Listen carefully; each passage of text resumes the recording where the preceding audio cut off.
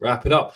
Welcome back to the Sound Important podcast, everyone. Hopefully you've been enjoying the episodes. And if you haven't, it means you've not listened to them. There's some absolute belters in the pipeline and a few more coming up. And hopefully you're enjoying the direction. I don't know, because none of you have messaged me. So if you do, please message me on Instagram. Tell me it's great. And if you want to be a guest, just tell me you want to be a guest. I'll talk to fucking anyone. I've got no friends. So on the episode today, we have Ben John, a mate of mine. Played rugby to a really good level, better than most, and doesn't do it anymore, and makes a load of content and is really good at it. And we're going to dig into the story. So, Ben, how you doing? Yes, good. Yeah, all good, mates. Yeah, thanks for having me on. Good to see you face. I'm seeing you in must be a year, is it? Maybe more. Mad how quick it's going, isn't it? But yeah, excited, man. Yeah, let's get into it straight away. So, you're the second player I've had back on the podcast who's gone through the other side of it. So I think a big part of it, we had Ed Colson on, and he's now doing some cool business stuff, but really talking about, I think, the way that the S&C space can grow as well, and is actually listening to the people that play the games. I did a post the other day actually talking about, the weights don't influence the scoreboard. Anyone who's enjoy that. It's true though, isn't it? And I say it from my profession, getting people to run fast. It doesn't actually matter, unless you can score, unless you can win games. And for anyone listening, remember the film Once Were Warriors? I haven't seen that yet. No. Too much weights, not enough speed work. About the old Maori boys fighting in New Zealand. It's an old film. Right. Okay. Yes, I've heard people talking about that. I need to watch that. Yeah. He just banged. What's his name? Richie the Muss, and he just bangs the crap out of this absolute bruiser with speed work. So, but for you as a player, let's dig into what you liked, what you didn't like about S&C coaches, S&C and playing, like that whole kit and caboodle. What was your general experience of it? To be fair, I retired 26, but the last 2 years, I actually started growing into my body. What I mean by that is that before that, I was just gangly. I was just all arms, legs, not that strong. But as I was getting towards that 25, 26, I starting to be more of a power athlete, which massively helped. I started actually looking quick because, I was never quick off 10 meters. It always used to frustrate me. I used to do 10-meter speed tests, and I was always like the last back. But then on a pitch, I feel way quicker on the pitch because obviously you read the game and you're understanding body shapes and pictures in front of you. But testing, it used to drive me nuts. I used to be like, how am I so slow? What's going on? But as I was getting older, then I think that the speed testing was getting better because I was actually getting stronger because I started weights. I remember my first getting into the academy under 16s. I was the only guy warming up with the bar, like doing squats and bench press. Could not squat. So it took me a bit of time to build into it. But I could definitely see those last 2 years of my career making a big difference and transferring over to games as well because I was looking strong, feeling good. And there's a big point you make about it, and I'll shamelessly plug my book. In my book, we talk about game IQ as well as speed IQ. And you've said there, I was the slowest in the speed testing, but I felt faster on the field. That's game IQ. You know the game.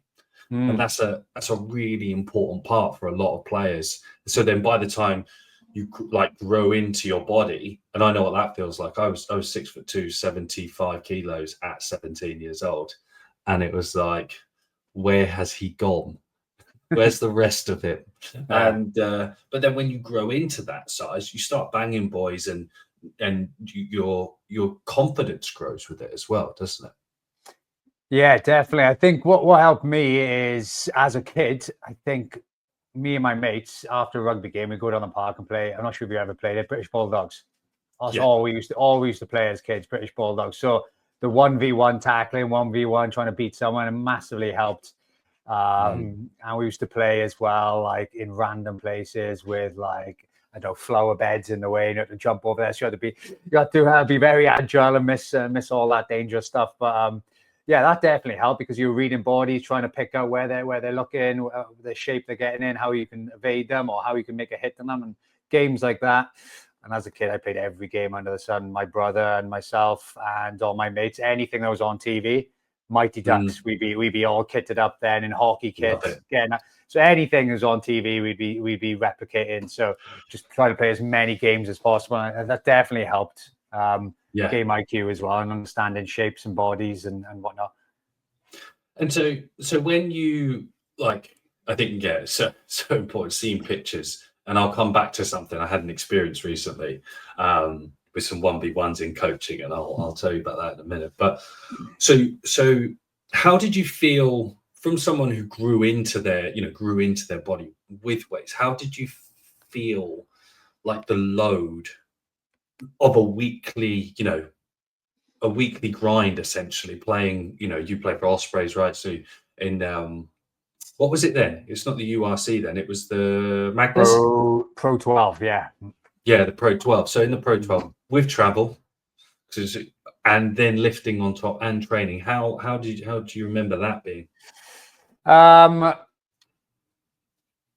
it was. To be fair, I probably did way too much. I was obsessed. So I would get home and just go, nothing else to do, because my missus at the time was in, wife now, but missus at the time we lived in London, so nothing else to do. So I'd go to the gym again and just sit in the bike, do some stretching, or do some guns or something. I was just obsessed by training.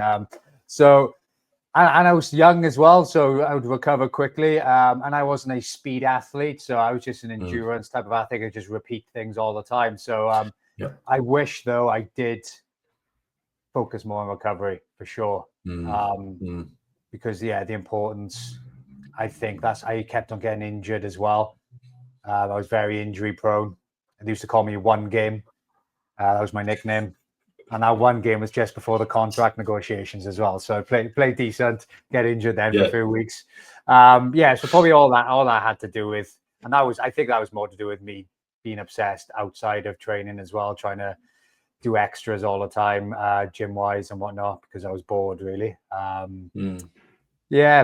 in training, I just I felt good, felt fine really. I just I think that they're good questions to ask, and I had the same with Ed actually. That was on. It's an interesting approach, because when you're in there, it's something to think about. When you're in there, you do everything you can to stay there, because it's it's your boyhood dream. You're playing, you're a pro rugby player, and it's like I can't give this up,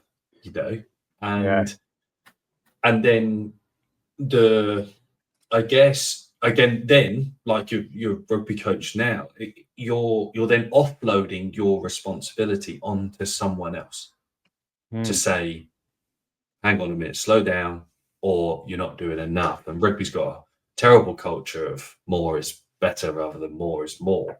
Were there any people around you that would say, hang on a minute, Ben, you need to pull back on this a little bit sometimes? Yeah, I remember getting injured once when I was about 21, 22, and Philo Tiatia was one of the players there, just turned into the coach's role. And he's now the Dragons head coach. And he said to me, I got injured, and he was like, mate, it sounds like you're doing too much. Have a little look at what you're doing around and outside of training. And after he said that, I kind of took a couple of steps and back and had a think about what I was doing. And funny enough, I was 22. I got injured for about 6 months after that, and then I got sent then to Dragons to actually play for a few months, and that was amazing because Lee Byrne, who was just coming to the end of his career, was like a Welsh legend, and watching him train was amazing because he would go max effort, like straight into it, and if he made a line break, he'd finish the try off, and he would do everything. But then as soon as he's finished, he'd be chilling out, relaxing, recovering. And seeing that, then I was like, oh, if he's a great British Lion, Welsh legend, he's obviously doing something right. So I kind of like look to see what he was doing and try to mimic that. And after that, then I started, looking after myself a little bit at 23, 24 years old. And then that's when I started getting momentum in my playing career then. Yeah, that's nice. That's lovely. And I love what he was doing, finishing training tries. Jesus Christ. He made a line break and he was through. He was like, I need to practice going. It's a habit. And I was like, I like that. Yeah. Because somebody blow the whistle and be like, down or whatnot. So, Yeah. I tucked into some lad on Tuesday night for not finishing a training try. Went straight up to him. I said, what are you fucking doing? It's a habit, mate. You know, we're bottom of the fucking league because we don't score enough tries. You got to do them here. Yeah, exactly. I remember him saying, he was like, if the boys have a go at you for finishing the tries off, just have a laugh and get back in the position quick. And I was like, so I started doing it all the time then. And the boys were like, mate, what are you doing? And I was like, finishing them off, mate. Leave in. 50 tries a year, mate. That's it. Yeah, in training. That's what they and do you know, culturally, do you know what's really interesting? In American football, from the guys that I've worked with that have been out in the NFL, you're expected to finish.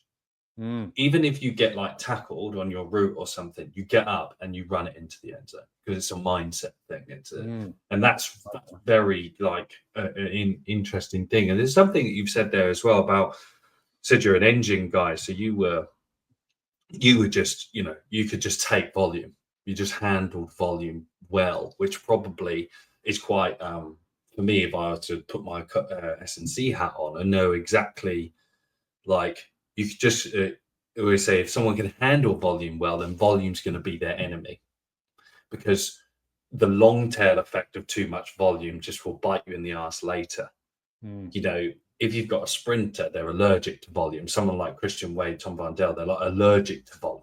They just can't handle it. So they'll just blow up straight away. And they'll get tight or tweak a hammy, where the volume guys, they'll just churn it out. They'll just chug along until something, bang, and then it's a big one. And I think as coaches, it's really important to recognize, you kind of like, I've got like archetypes in my head. You look around the weights room, you've got the bodybuilder, the powerlifter, the bloody crossfitter, and they're all trying to play rugby all at the same time, but all train differently in the gym. That's interesting. Yeah, that's interesting you say that. I like that way of thinking. Yeah, just grinding it down, and then all of a sudden, then an accumulation of wear and tear or volume. Then something would come up then, injury wise. Here's a good question for you, because I'm going to shamelessly plug my book. There's a section in it where it talks about how, if you were to liken players and athletes to their animal personalities, it will tell you a lot about the way that you should treat them. So if you were an animal, what athletic animal would you be? I think I'd be some sort of retriever dog or something, just constantly running around like an editor, get excited over anything, any sport, like ball or anything. Yeah, play. I'm out running around. Like a collie. Yeah, like a collie, like a spaniel or something, just constantly moving. I can't sit still. So that's probably why I used to go to the gym after training. I was like, well, I can't sit in the house. I don't like playing games or anything like computer games or... Yeah, so I'm just out all the time moving. Same now, I'm like sitting in like this life of obviously being at the desk. It's just like I'm about half hour in, and then all of a sudden then something will catch my eye in the window and I'll just be staring out the window and just mind's gone. So I would say, what were you? Fox or something? I always categorize myself as a wolf. Okay. Wolf, that's it. That's it. I won't do much, but when I do it really purposely, do it fast, do it quick. And that's me. That's me. So I'll go missing for 79 minutes on the field and then just pop up for one, when it's ready. I tell you what, there's quite a few bloody donkeys in professional rugby as well, isn't there, though? I would definitely say dogs.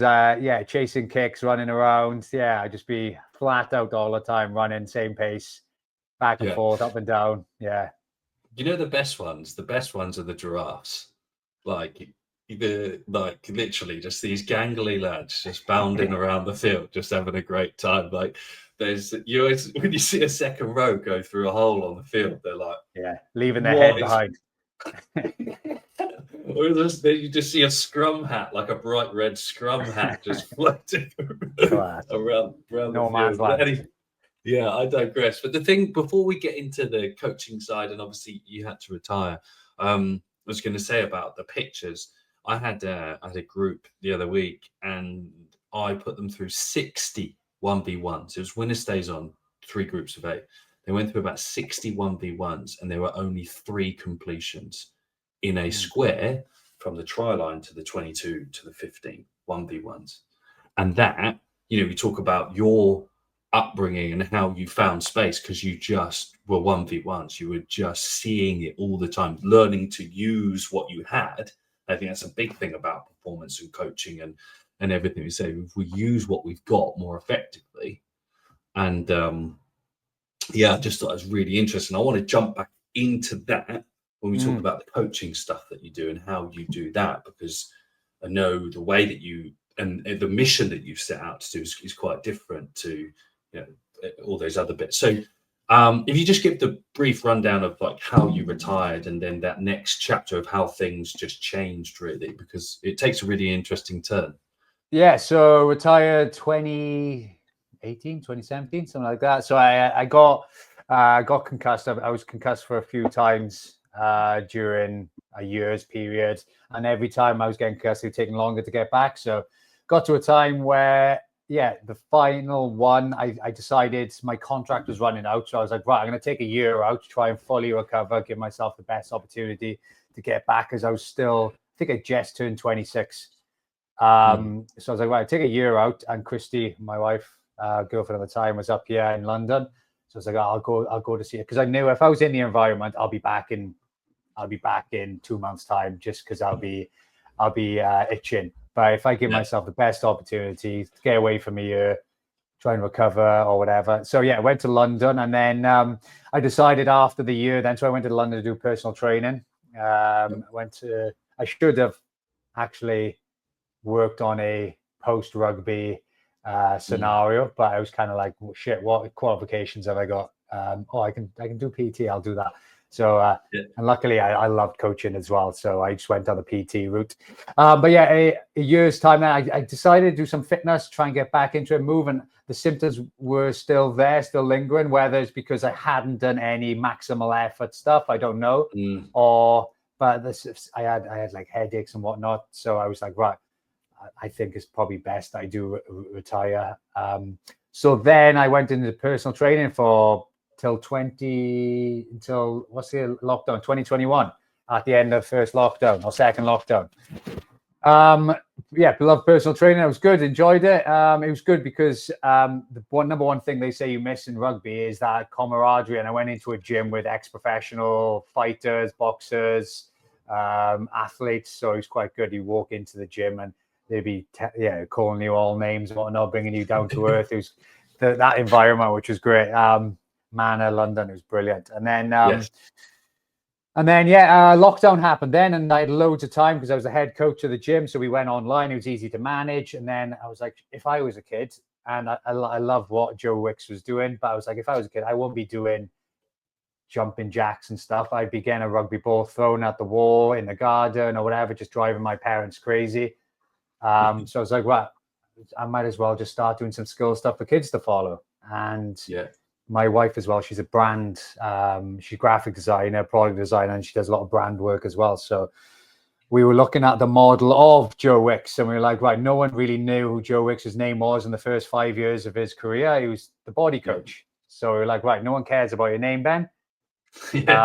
So we need to find a catchy name. So we were looking online, and I was like, oh, is that? So I looked at the rugby coach, and that was taken, and then the rugby trainer. And I was like, oh, that's cool. So that's launched the Rugby Trainer then. So and from there, just filming content in the garden or whatever, down the local park on skill stuff. And 4 years on, then it's just grown into pretty cool gig, which I'm doing full time, which is amazing.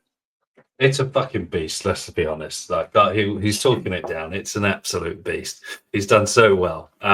He should be really proud of himself. I remember and I think when we say differently before, I think not to put words in your mouth, but I remember you saying something that the whole idea was to help kids develop skills on their own, so they didn't have to be with other people, because that's a big challenge for a lot of people. Is that correct? Yes. So as a kid, my dad was massive into cricket, big cricketer. So we'd always go down the park, me, my brother, my sister, and we would just do tennis, ball catching. Virtually, that's probably why I thought of a dog, because he used to stand there with a tennis ball racket and just absolutely leather the ball. And we used to chase it around, catch it, and whatnot. But that got me into a really good habit. Being like 6, 7, 8, 9 years old, doing that, I knew, right, I'd go down the park and play, but it was actually training. So doing that from a young age. As I got to about 13, I started going to the rugby ground on my own and just working on my kicking skills, passing skills, all on my own. And as you went into the professional environment, then you realize everyone is spending 10 minutes after their training session working on their own individual skill, because you might go into a rugby tackling session and you might only do 4 tackles. So you're like, right, I need to cover some more, maybe different variations or whatnot. So everyone's doing their extra. So it's like, right, there's obviously, it's obviously scope for extras. I've done it all my life since I was a kid. So, but then I would look online, and football, American football, basketball, individual skill is massive. And because it's like a football, you kick it out of the wall and it comes straight back to you. Whereas rugby, unless you're a goal kicker, you rarely spend time on your own working on your skills. Yeah. So I was thinking, if I can encourage one person to pick up a rugby ball and work on something, then I'm happy. So any post that I would post, it'd be like, right, one kid, one person. That is all I'm after. Anything more, that's a bonus. So that's all. That's all my content's been on. Is if one kid or one player or even someone who does not like rugby decides, oh, I'm gonna give that a go. So that's always been my mission with the Rugby Trainer. Yeah, that's awesome. That's so good. And you reminded me, Jesus Christ, reminded me of a story. Do you know Will Harries by any chance? Yeah, Welsh Sevens legend. Yeah. So I had him at Dragons. Ealing. He was great. We got him lifetime speed PBs in his 30s. No way. And great lad, right? And he said when he was at the Dragons, it's when you said about the dog, he said he had to do a fitness session with an S&C that would basically just kick a ball down a field, and he had to go and run after it and bring it back to him. He did it for half an hour. That was his fitness. Right. Oh my days, yeah. So good. Like, just popped into my head. And just for the S&C twist on this, just so people listen to it, don't do that. Just don't do that with a player, because that's a fucking waste of time. But so I think something really important that you touched on there is how because coaches listening to this, the average salary for a strength and conditioning coach in professional sport is £30,000 a year. The average salary, and what you give up for that is a lot. Oh, and crazy. First in, last out with the physios. Crazy. Yeah. And physios. when I first started in 2012, when I got my first internship, there was only one postgraduate degree course, and now there's 40. So you can imagine how the volume of coaches that are being churned out, and everyone's looking for opportunity to work. And we're, that carrot of being in the pros is kind of, everyone gets a fancy email address and a tracksuit, and that's about, that's what you get, and a bit of an ego boost with it. But the interesting point there is that you're pulling from your own experiences as a child more than a player, because you could have gone, well, I'm going to try and work with current pros on their skills and bits and bobs, but we both know they're already there. They're already there on that journey, Yeah, I had it was a point about a year into the Rugby Trainer, where I was doing some pros, like one-on-one, and I was also coaching kids, and it got to a point where I love coaching the pros because it's like with the 1%ers. I love working out how to improve their skill and how they can apply onto. I love that side. It's all individual stuff that I love. But then it came a point where I was like, which direction do I go? Because I can't do both, because I really wanted to niche down in one area. And if I needed to broaden later, then so be it. But so yeah, I made the decision to look at, because 99% of rugby is juniors or grassroots. So and there's so much opportunity. I always take reference from football, basketball, and NFL. I look all over social media on them because they're about 10 years ahead of us in the individual skills or individual coaching. Like NFL, they probably all got their own individual physio, S&C and whatnot. So I was just thinking rugby is still behind professionalism that way. So I was like, right, I'll look at the grassroots stuff and try and help as much as I can and try and grow the brand that way. Yeah, it's a great decision. And as you say, like there is that space for that 1%, but to make a sustainable business out of it, that 1% doesn't do your monthly shopping for you. It doesn't, from that realistic side, for me, part like coming out of when I got fired at Ealing in 2018, I was so lucky that in the January, Alex Gray turns up at my house and puts me on basically a full-time salary for the next 2 and a bit years, so I could build on everything else, and that was so lucky. And I've talked about how those things end up taking a few people to court that I tried to build business with. But you're so right. It's what I love about what you do, is seeing that opportunity that you can solve the problems that show up at senior level 10 years before. Yeah. And one thing I've figured out about myself quite early on, form finishing rugby, is I'm very good at following structure. So when a structure is in front of me, I can execute. I'm very good at executing, but I find it really hard to build my own personal structure. I need someone to help me. And that's where I hired Alex from early on. I was like, right, every Monday, Al, we're going to work out what I need to do this week, and I'll just execute it. So every Monday we would meet and we would set goals and everything. And he's been a massive help. He's still with me to the day, 4 years on. Fair play for him lasting that long with me. But something like that has been a massive help. Is I execute. I do very well. It's just I'm not great at planning. You can ask my wife that. So that's been a massive help with that. And that's just trying to understand yourself and be very reflective on what you're good at and what your weaknesses are, and trying to hire someone or bring someone in or get some help or find. YouTube's been awesome as well. How good YouTube is for editing, filming, all of that's just come from YouTube as well.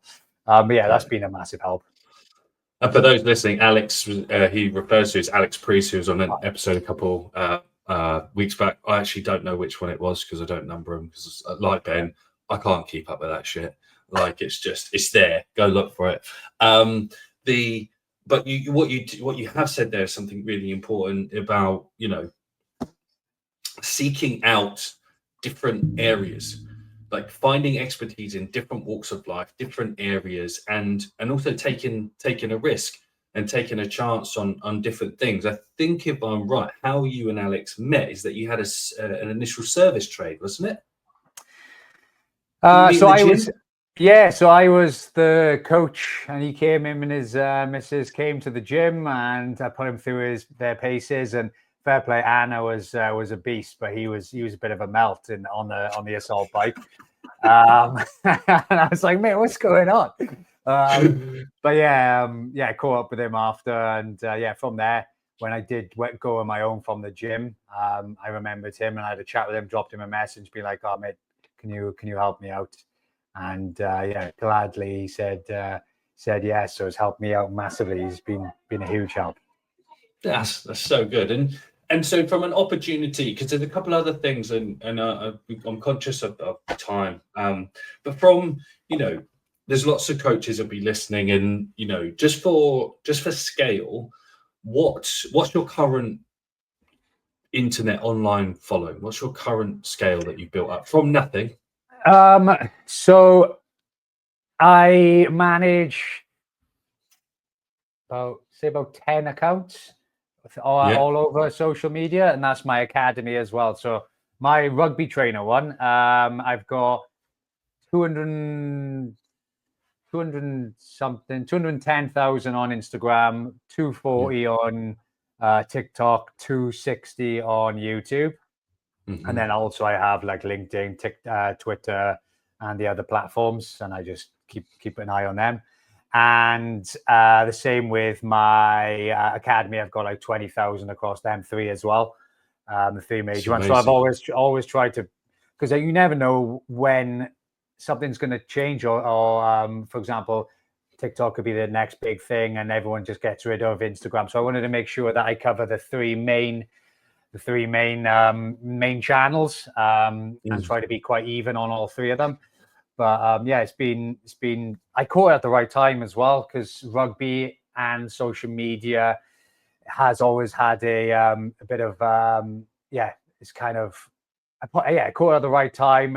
Rugby started opening the gates to social media as well, and a lot, and it was not hard. It was only Rugby Bricks doing coaching on social media when I joined. Wow.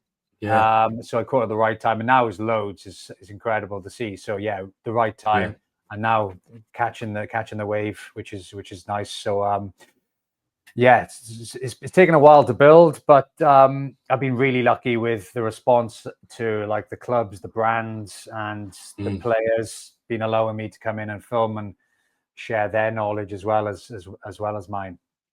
And so people, I think, mate, I love it. I absolutely love what you do. I'm actually going to practice the Carter kick when I go to training tonight. I didn't get to do it the other night, so I'm going to start banging it. I've got to make myself useful again on the field. So yeah, that's the thing. Is as an adult, as you get older, still like that play is a massive difference. Like a massive benefit to having a stressful day at work. Go down, kick a ball around, have a little 10 minutes to yourself.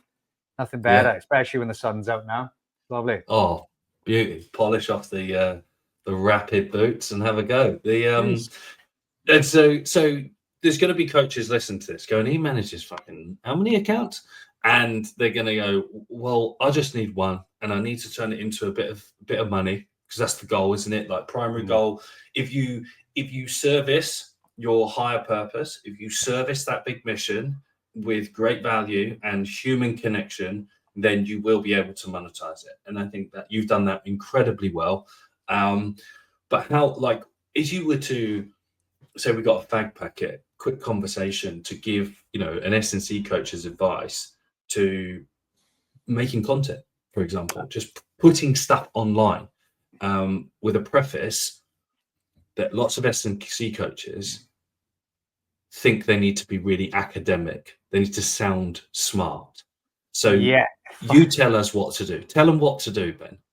Yeah. So I'll go through a couple of things that massively helped me. Firstly is the classic KISS, keep it simple, stupid. Like as an ex-athlete, if I ask a coach, mate, can you send me a few drills to get me faster? If they started sending me back all this jargon, scientific stuff, I'd be like, I don't care. Just tell me in a basic form what I need to do. And the best way, anyone who asks me about how to produce simple content is, imagine you're speaking to a 5-year-old. Like, you've got to explain this to a 5-year-old, keep it simple, and make sure it's no more than, obviously, the classic 3 things. Make sure it's no more than 3 things. But how I don't give my posts, I try to keep it to just one thing, mostly. One thing, because that one thing, for example, if you were talking about the acceleration, I don't know, first couple of steps in the acceleration, that piece of content, you could make 3, 4, 5 different versions. You could make a visual version. You could make an audio. You could make something where you break the tips down. So there's loads of different ways how you can just get that one message across, and that could be 5 different videos. And also, every content that I produce, I try to make sure it hits 3 categories. So it's entertaining, firstly, because otherwise no one will watch it.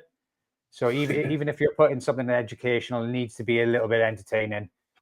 has to have my personality in it as well, because that's the difference between me and someone else. So entertaining, educational, and it has to be inspiring. It has to make you want to put your boots on and get down the park and give it a go.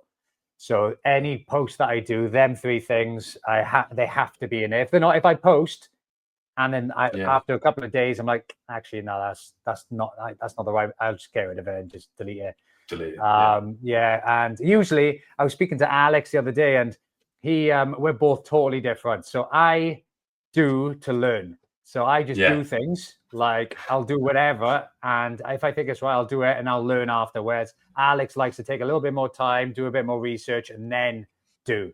So that's why we work well together. Sometimes he slows me down and we have a chat about things, whereas I'm just itching to do. I just want to do it, see what happens, and go from there. So that tandem works well with that. And another thing is the educational stuff, the ones that you want to share the message, they're not going to get many views because they're educational, and they're not going to draw the audience in. So make sure if you are doing educational stuff, you need to get the views. So that's why sometimes I do some ridiculous skill that has nothing to do with making you a better rugby player, but it's a fun thing to do. Yeah. So, and then people come to my page, then they're like, oh, I'll have a look at this guy. He's got quite good skills, or he's done something a bit like different. And I click, and then boom, all the educational stuff will be there as they flick through. So you've got to try and invite them in by doing something that is, I don't know, like, whoa, like that wow moment, but that's not clickbait. You don't, I don't like going down the negative route. I just like to make something fun, fast, about high energy. And then as they come in, then they know exactly they're going to get better then by following a few of my educational videos, which don't do as well. That's so good. That's awesome. That's gold for people, because what you've done is just, hopefully if people even rewind that back and just literally write down what Ben has just said and go and execute. It's something, I even hired Alex as well. He helped me with that load. We had the account rocking and then someone hacked into it and I lost it. I respect the hustle. He was selling bumpers for Dodge cars and he made $1,000 in a day. So no way. Yeah, he did. He cleaned up, mate. Cleaned up. What was his secret? He tried to spend £6,000 of my money in a day. That's what he put the ad spend all the way up. Yeah, but I got all the money back, so it was all good. But so it's huge, and you touch on some things that stick with me. Any S&C coach will know if I say that there are some negative Nancy's and pariahs of the S&C space that just fucking try and shit on people to get attention, and that's really damaging for your brand. And it really removes trust, and people live off it. Like I got caught in a crossfire. I was like, oh my god, this is really bad. This is really hurts my persona, because you live and die by the smile on your face, as it were. And so I love that you just said that. And there was something that I wanted to ask. Oh, exactly. I mean, it's gone in all different directions. I'm really conscious of the time, but just from posting for that one person, that one key in mind, what doors has that opened for you? What has that created for you? As in posting on social media? Yeah, so from building the Rugby Trainer, and I want to go right back, because I think I love the playfulness and the vulnerability and the honesty within it, because it's basically, I think you said it at the beginning, it's like you're creating the content that if your dad had seen it, he would have played it, he would have done it with you in the park. You're all the way back to 6, 7, 8-year-old Ben there, and just living it fast forward. So just from entertaining that experience, what has that allowed you to do with the Rugby Trainer? Good question. So with the I decided then to build. It got to a point where the Rugby Trainer I was doing coaching stuff, but then I was doing brand stuff, and so I got to a direction where I was like, right, I'm going to split this into two, and have my academy, which is all about coaching, and the Rugby Trainer, which is all about getting you to. So one of them, Rugby Trainer, is about getting you to pick up a rugby ball, and then the academy then is about, if you are picking up the rugby ball, then this is how you get better. And that side of it, the academy side, is things that you can do in 10 minutes. So all the sessions are 10 minutes based. And that is the stuff that I did with, like, going down the park with your parent or brother, sister, teammate, or on your own, and following drills and stuff. And I love that side of it. And that's what's really cool, is getting players all over the world, different countries and whatnot, just doing that, sending it in and seeing progress. Because in 10 minutes a week, you're not going to see much progress in a month. But if you invest in a year, you see a massive difference, because the quality in that 10 minutes is going to be great over that year. So, and also builds good habits for youngsters as well, because it's all under 16. So if they can spend 10 minutes on their own over a year being consistent, then they're building good habits inside and outside of rugby as well. And then the rugby trainer stuff, then the opportunities that's opened up has been incredible. I've got to work with some of the best players, male, female, in the world. 1 week I could be working with, like, Marcus Smith, doing some, like, skill content with him, and the next week then I'm down Llandaff RFC with a kid who's just starting off rugby. So both of them I get really excited plus nervous for, because it's so weird in front of a camera, because it's just me and a camera. I'm fine, but as soon as because I'm not used to people being there, I've started now to I've hired a public speaking coach to help me with that side of it, because I do get nervous with as soon as one person's the other side of the camera. I'm like, oh shit. So but yeah, it's all a learning curve. I'm trying to continue learning whatever that is. Doesn't have to be rugby skills, but everything, education, as in public speaking, I'm doing now. I'm trying to pick up my Welsh again. I went to a Welsh school, so I just want to revisit that, making sure if any, well, nothing's come up yet, but if any Welsh opportunities did come up in Cymraeg, then I'll be confident to deliver those sessions. Yeah. So just trying to do a little bit. It's important that, you know, it's incredibly important to have that. And, you know, for the listeners, they, you know, from what, you know, you've done there, you've been able to create a full-time business, a thriving business, a growing business, and that one that if you wrote down on paper when you first started, you probably would be like, that's not happening. But just by executing, being a good dog, as it were. Yeah, just doing and learning. That's the thing, is, like, in the world of rugby, because you're so worried about what your teammates think of you, if you did something, the first thing your teammates would be like is call you right out. So you have to drop your ego with anything social media and just think about, right, I need to help that one person. That was my motto anyway, help one person. So as long as I had the right attitude, the right mindset, and I was delivering the right message, then the more I was doing, the more I was forgetting about what I think my mates would call me or whatever. So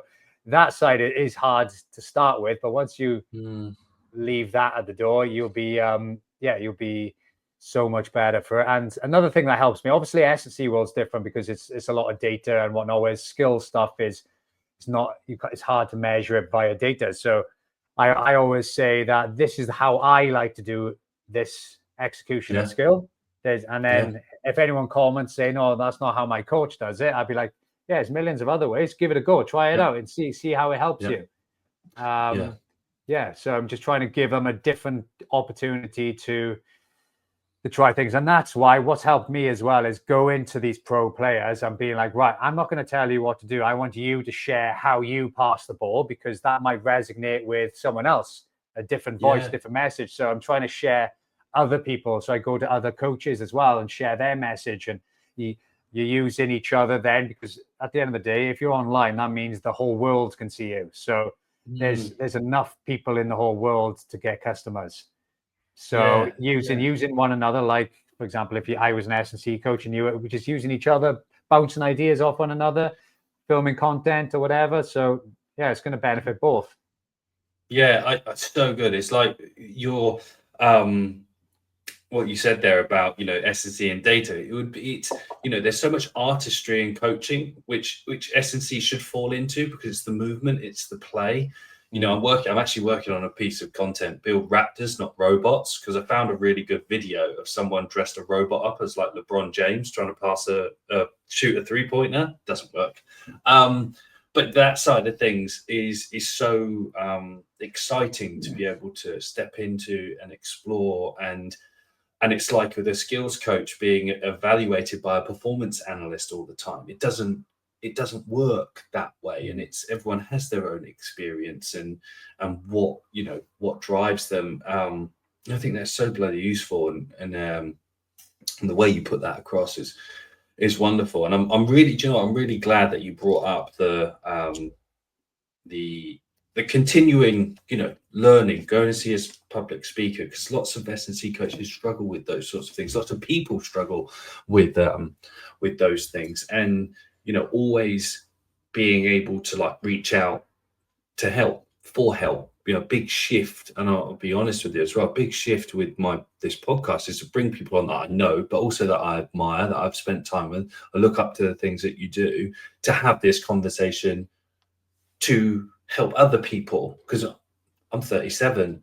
I'm at the next part of my career and my journey, and the best way to do it is to diversify and bring in, with 2025, it's not 1999 anymore, and there's one S&C coach per team. There's a whole world that can benefit. So I think it's so valuable and so important. Yeah, I was. Funnily enough, I had a coach, Dan Richards. He is Daniel Richards. He is a front row specialist, a hooker coach, and he was very big on hand position, on obviously a hooker throw.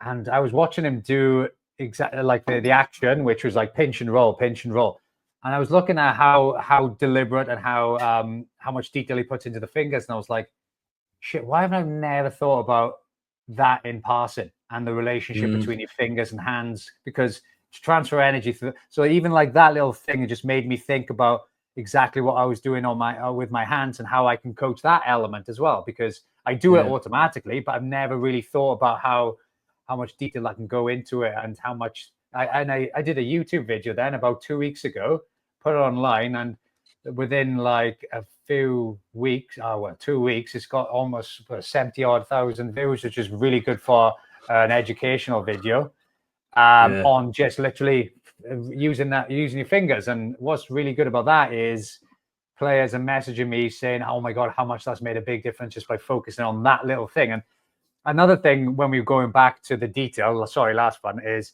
that's okay. One thing I realized is, because you know so much as an S&C coach, or whoever's listening knows so much, you overlook the simplest thing that could help someone so much.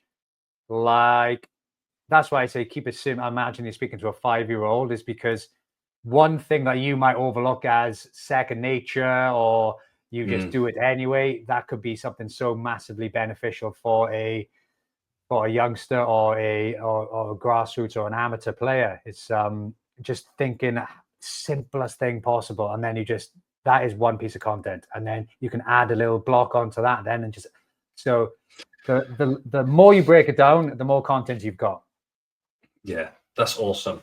That's so good. So if lads and ladies want to find you, I'm pretty sure it's the Rugby Trainer everywhere. Yeah, Rugby Trainer everywhere. Yeah. Another TikTok, good tip. YouTube. Yeah. Find a brand name. Yeah, keep it consistent. What's yours? That's it. Portland. Yeah, the Sam Portland. That's it. Sam Portland. The Sam Portland, and that's Speed by Portland. You know it. That's the one. So you got me fast, mate. There we go. You got me fast. I remember I messaged you for an agility program because I played tag rugby or touch rugby. I remember messaging you, mate. I was sharp. I was carving it up. That's how we first met. You came down to a speed session in Acton, didn't you? Yeah, and then after I messaged and you give me an agility program, and I was like, this is it. This is my summer. Yeah, that's it. Good stuff. Well, thanks for having me. Thanks for coming on. No, really thanks for having me, mate. Yeah, I'm going to stop the recording and then we'll chat in a minute. But for everyone else listening, just get on with it. get on with it. Take some advice from an awesome bloke and just get on with it and step into that next space that you've been waiting to be in. So for now, I will see you on the next time. And thanks for joining us today.